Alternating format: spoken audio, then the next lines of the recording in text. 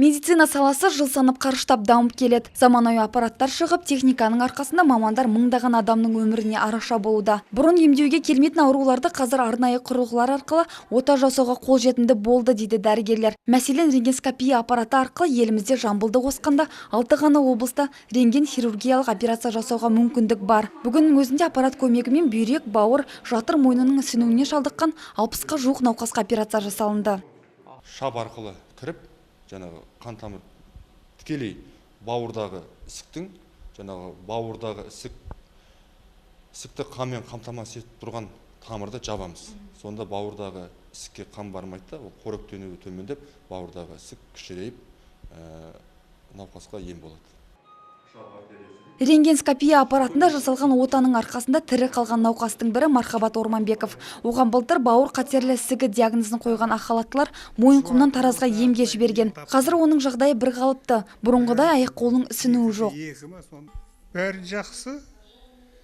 Бұлай аяғым ісіп, асқазаным істемей, екі пұқты өтіліп кіргім. Қазір міне 6-7 ай болды. Тамақта ішіп жатырмын. Екінші операциясын алдым, үшінші операцияға келгем. Қазір жағдайым жақсы, тамақта ішіп жатырмын. Ішкерім ауырмайды. Ал Қордай ауданының тұрғыны Құрман Атанбаев асқазанның қатерлі ісігі диагнозымен диспансерде қыстан бері жатыр. Бұрын соңды өздігінен тамақтан алмайтын ол 4 айда 4 рет химиялық ем қабылдап, қазірде жағдайының жақсарғанын айтады. Бұрынғыдан көрі өзімді жақсы. Енді бұрын, мысалы, тамақ ішемейтін болсам, кәрі тамақ ішемін. Құдайға мыңда бір шүкірлік деп айтуға да болады. Қатерлі ісікпен ауырған науқастар бірнеше сағаттық күрделі операциядан кейін мына реанимация бөліміне ауыстырылады. Мұнда науқас диагнозы және отаның көлеміне қарай, егер науқастың жағдайы жақсарса, онда хирургия бөліміне бірнеше күннен кейін ауыстырылатын болады. Кейін науқас химиялық және сәулелік ем қабылдауға дайындалады. Сонда да сырқаттың толық 100% емі жоқ. Медицина мамандары қабылданатын ем түрлері науқастың тек 5 жылға дейін өмірін ұзартуға себепші болатынын айтады. Химиялық емнің пайдасы ары қарай науқастарды өмірін ұзартуға, ісікті тоқтатуға, ісіктің жағдайды алғашқы науқастарға біз химиотерапиялық ем жүргіземіз. Олар ісікті ары қарай кішірейтіп, оталық емге дайындаймыз.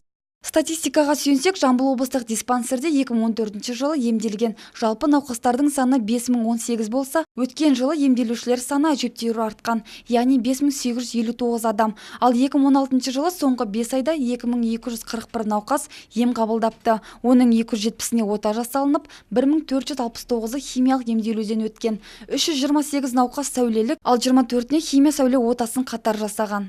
Бізде симптоматикалық ем қабылдайды, одан кейін біз оларды өз мекен жайында өздерінің онкологтары мен терапевттеріне жібереміз. Олар ол жақта ауруға қарсы ем қабылдайды және олардың бақылауында болады.